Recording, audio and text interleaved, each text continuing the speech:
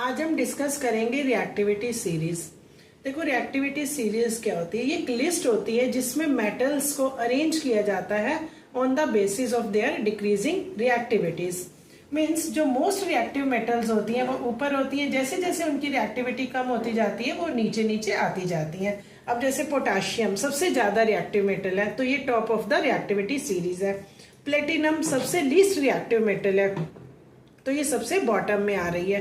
अब ऐसे देखो, ये जो हाइड्रोजन है, हाइड्रोजन से ऊपर जितने भी मेटल्स हैं they are more reactive than hydrogen, और हाइड्रोजन से नीचे जितने भी मेटल्स हैं they are less reactive than hydrogen. Means hydrogen के ऊपर जितनी भी मेटल्स आती हैं, अगर हम इनकी एसिड के साथ रिएक्शन करवाते हैं, किसी भी एसिड HCl H2SO4, तो ये जो मेटल्स होंगी they will displace hydrogen from the acid solution. Means ये रिएक्ट करेंगी।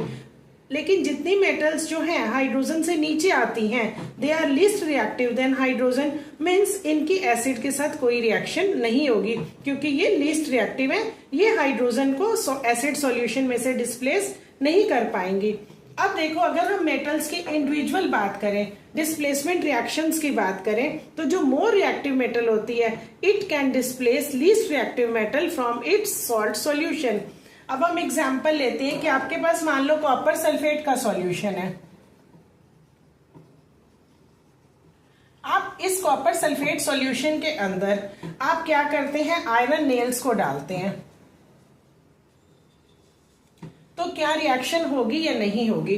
देखो, कॉपर क्या है, कॉपर नीचे आता है और आयरन क्या है, रिएक्टिविटी सीरीज में ऊपर आता है। मीन्स आयरन क्या है, आयरन मोर रिएक्टिव है, कॉपर लेस रिएक्टिव है, तो आयरन क्या करेगा, कॉपर सल्फेट में से कॉपर को डिस्प्लेस कर देगा।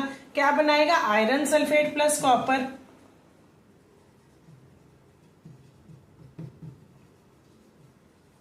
अब यही अगर हम उल्टा करें, आयरन सल्फेट के अंदर कॉपर को डालें तो क्या होगा, कोई भी रिएक्शन नहीं होगी।